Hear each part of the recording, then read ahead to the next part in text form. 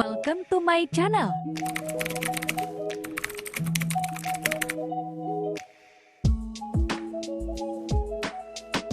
Assalamualaikum warahmatullahi wabarakatuh. Perkenalkan, saya atas nama Hijrah Syamsul dengan NIM 210208502018 dari kelas PKK 02. Kali ini saya akan memaparkan hasil wawancara bersama guru saya terkait dengan pendidikan atau karakter siswa untuk menyelesaikan tugas akhir saya, yaitu dengan mata kuliah perkembangan peserta didik. Dosen pengampu yaitu Ibu Dr. Randa Andi Hudia SPD MPD dan Ibu BC SPD MPD. Berikut video wawancara saya bersama guru saya terkait dengan pendidikan atau karakter siswa. Nama guru, Pak Arman S. PD. Assalamualaikum warahmatullahi wabarakatuh. Waalaikumsalam warahmatullahi wabarakatuh. Perkenalkan, saya atas nama Hijrah Syamsul dengan NIM 210208502018 dari kelas 02 PKK. Kali ini saya akan melakukan wawancara terkait dengan tugas saya, yaitu perkembangan peserta didik. Untuk soal pertama, yaitu menurut Bapak, bagaimana kondisi pendidikan kita saat ini? Oke, jadi pertanyaannya adalah bagaimana kondisi pendidikan kita saat ini? Oh, baik. Jadi terkait pertanyaannya tentang bagaimana kondisi pendidikan kita hari ini, menurut hemat pikir saya bahwa kondisi pendidikan kita hari ini belum dikatakan tercapai sesuai dengan harapan ataupun kemauan kita semua. Kenapa saya katakan belum tercapai? Karena pendidikan hari ini sampai hari ini itu belum sepenuhnya istilahnya belum merata atau belum sepenuhnya bisa dirasakan oleh masyarakat seluruh Indonesia, karena masih banyak di luar sana yang belum tersentuh oleh pendidikan itu.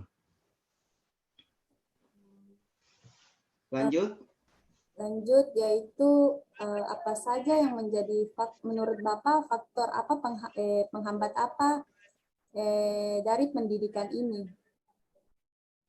Faktor dari kalau menurut saya faktor yang menyebabkan kenapa pendidikan hari ini belum sepenuhnya dirasakan atau belum tercapai sesuai dengan tuntutan undang-undang bahwa pendidikan di Indonesia harus dirasakan oleh semua masyarakat. Yang pertama, adanya kesenjangan antara pemerintah pusat dengan pemerintah daerah. Nah, artinya bahwa pendidikan tidak merata itu karena adanya kesenjangan atau adanya hubungan antara pemerintah pusat dengan pemerintah daerah yang sampai hari ini tidak terrealisasi. Nah, sehingga ketercapaian tujuan daripada pendidikan itu tidak bisa dirasakan. Jadi salah satunya adalah komunikasi antara pemerintah pusat. Misalnya ketika ada kebijakan-kebijakan yang dilakukan oleh pusat, terkadang tidak tersentuh sampai ke pelosok-pelosok yang jauh dari istilahnya jauh dari perkotaan, ya. Nah, sasaran pendidikan kan bukan hanya di wilayah kota, tapi sasaran pendidikan juga itu harus sampai ke pelosok-pelosok. Nah, itu yang tidak tersentuh, itu yang kadang sampai hari ini kita melihat bahwa kondisi pendidikan kita hari ini belum tercapai maksimal karena itu komunikasi antara pemerintah pusat dengan pemerintah daerah dan pemerintah daerah sampai ke jajarannya sampai ke pelosok itu yang tidak tercapai seperti itu. Kemudian di sisi lain juga pemerataan baik dari guru itu sendiri tidak ini sampai ini tidak tercapai karena banyak guru di pelosok-pelosok yang sama sekali tidak sesuai dengan muridnya. Ada sekolah yang gurunya cuma satu, ada sekolah yang gurunya makan ada tapi dia tidak mengajar, sehingga itu tidak bisa dikatakan berhasil. Nah, itu yang tadi saya katakan bahwa terjadinya hambatan kenapa pendidikan hari ini masih seperti sekarang itu karena itu komunikasi antara pusat, daerah sampai ke pelosok-pelosoknya itu tidak berjalan dengan maksimal seperti itu.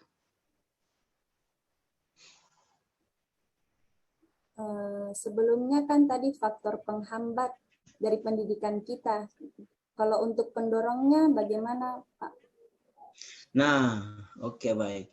Jadi kalau misalnya faktor penghambat kita yang kita rasakan sekarang itu seperti itu, maka bagaimana caranya kita supaya kita penghambat itu kita bisa rubah. Nah, makanya itu bagaimana supaya pendidikan hari ini lebih baik lagi ke depannya, maka kita harus mengupayakan adanya komunikasi yang baik, adanya istilahnya komunikasi yang baik antara pemerintah daerah sampai ke pemerintah pusat. Semua istilahnya semua apa yang dilaksanakan di daerah terkait dengan pendidikan itu harus sampai ke pusat. Jangan sampai ada kendala atau ada hal-hal yang suatu kebijakan yang dilakukan oleh pemerintah pusat atau pemerintah daerah tidak terkoneksi. Nah, banyak hal yang terjadi itu misalnya di sekolah-sekolah pelosok yang jauh dari perkotaan, jauh dari perkampungan, jauh dari kata sejahtera, itu karena adanya kurangnya komunikasi. Sehingga kita mendorong bagaimana supaya pendidikan ini maka tentu harus dilakukan upaya-upaya seperti komunikasi antara pimpinan pemerintah pusat dan pemerintah daerah. Kemudian kita komunikasi dengan pemerintah daerah agar kesenjangan pendidikan itu tidak terjadi. Seperti itu. Menurut Bapak, apakah pendidikan ini sudah berjalan dan berfungsi sebagai mestinya? Kalau persoalan berjalan sesuai dengan fungsi dan atau semestinya, memang berjalan sesuai dengan fungsi dan semestinya memang sudah begitu. Itu sudah berjalan, tetapi kembali lagi bahwa apakah itu sudah sesuai dengan tuntutan masyarakat atau tuntutan murid kita. Suatu keberhasilan terjadi kalau misalnya dalam suatu sekolah itu dikategorikan ada perubahan. Tapi kalau misalnya pendidikan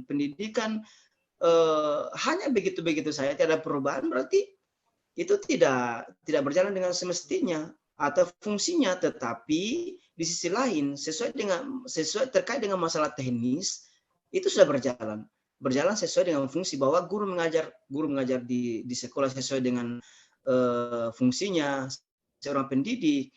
Guru memberikan pengajaran kepada muridnya, itu sesuai dengan fungsinya. Tetapi ketercapaian suatu pendidikan itu ketika dalam suatu sekolah itu dikatakan berhasil kalau memang ada perubahan yang terjadi pada murid itu sendiri.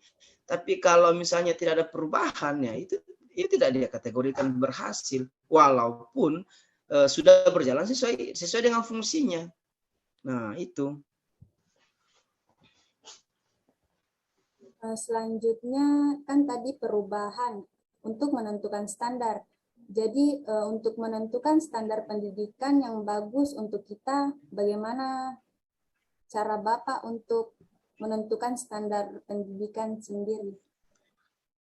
Baik, kalau menurut saya yang selama ini kan kita menggunakan standar nasional, ya, istilahnya standar nasional itu pemerintah pusat yang menetapkan standar pendidikan di Indonesia itu seperti apa dan bagaimana, ya. Jadi kalau misalnya anggaplah standar pendidikan nasional kita hari ini diistilahkan sebagai 4.0 atau dalam istilahnya digitalisasi.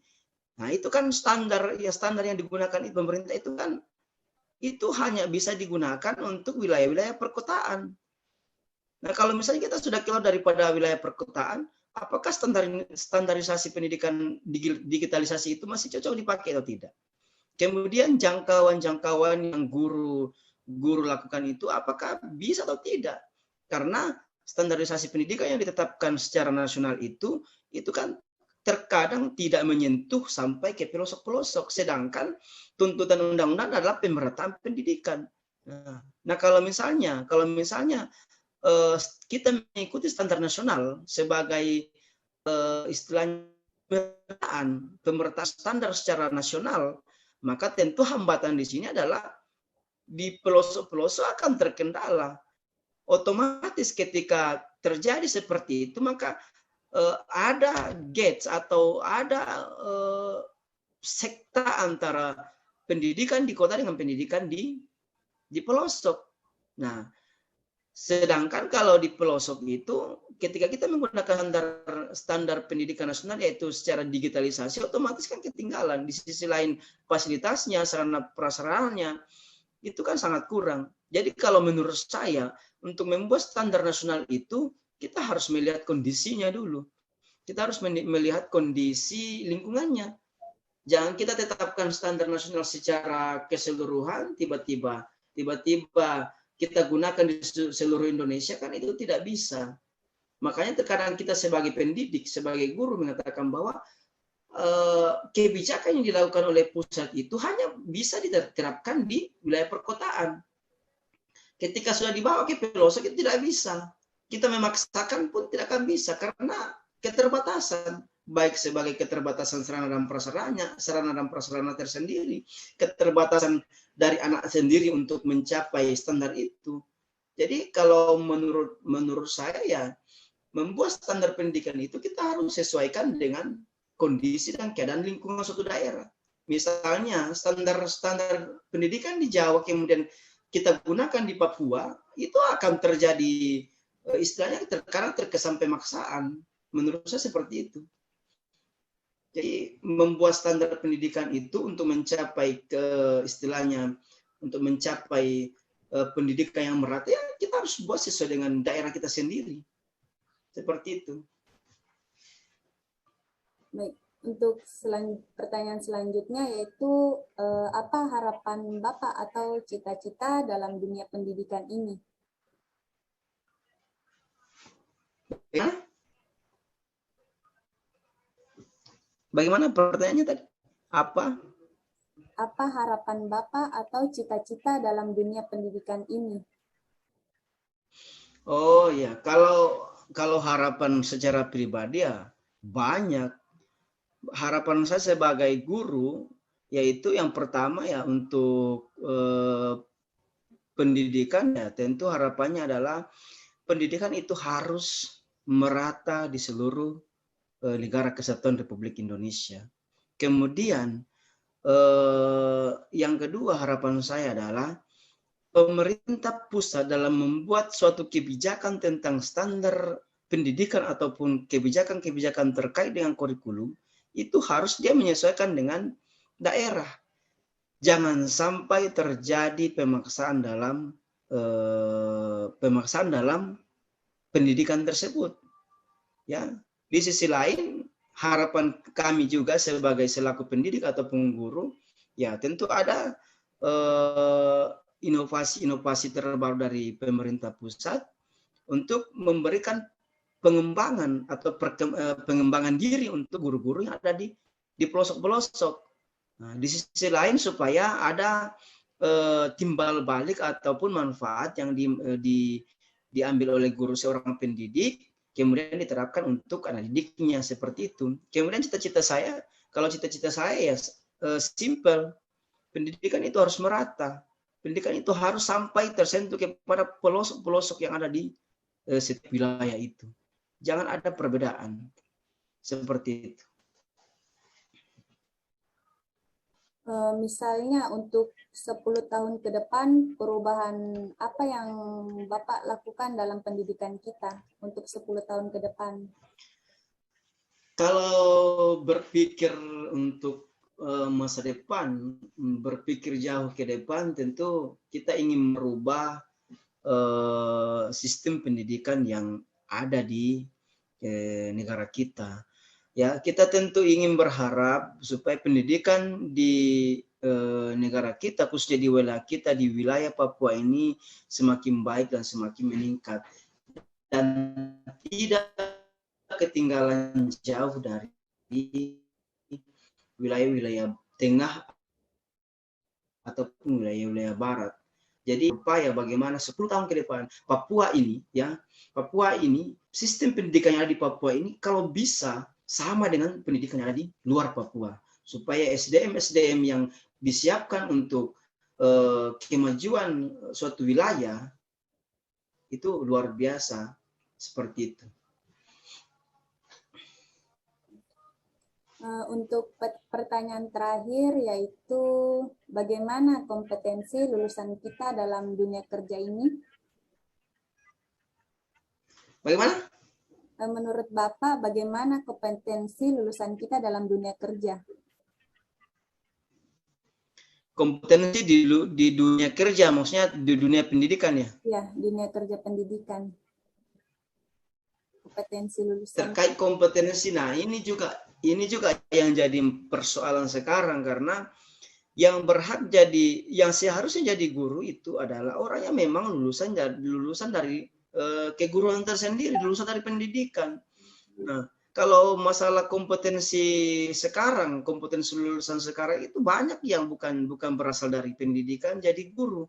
Kenapa? Itu tadi karena adanya kesenjangan. Ya, adanya kesenjangan, adanya miskomunikasi, ada ketidakadaan komunikasi antara pemerintah pusat dengan daerah, sehingga apa yang terjadi di luar daripada kompetensi kita itu kita ambil. Ada yang bukan harusnya bukan seorang guru, tapi ketika karena memang dibutuhkan di daerah itu untuk seorang guru, otomatis dia akan menjadi guru walaupun kompetensinya bukan di bidang itu. Ya, itu sekali lagi saya sampaikan bahwa persoalannya di situ adalah persoalan komunikasi antara pihak daerah dengan pihak pemerintah pusat.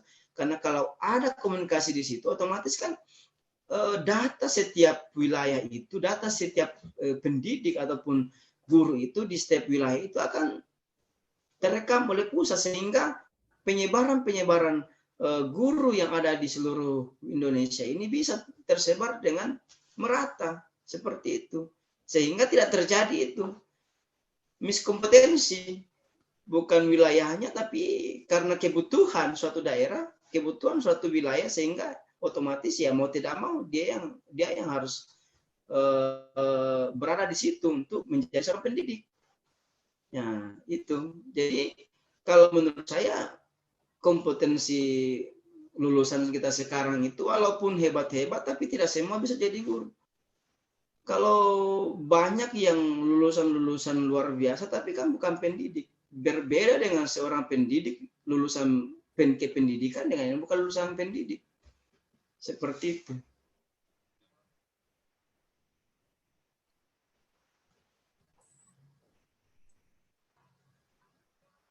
Bagaimana? Masih ada? Sudah selesai, Pak. Itu saja pertanyaan yang saya tanyakan. Selesai sudah pertanyaan dan wawancara yang saya tanyakan kepada Pak Arman. Untuk Pak Arman, terima kasih. Sama-sama. Wabillahi taufiq wal hidayah. Wassalamualaikum warahmatullahi wabarakatuh. Waalaikumsalam warahmatullahi wabarakatuh. Semangat. Oke, Pak. Di wawancara yang saya bagikan, mohon maaf jika ada kesalahan kata dan perbuatan. Lebih dan kurangnya mohon dimaafkan. Wabillahi taufiq wal hidayah. Wassalamualaikum warahmatullahi wabarakatuh.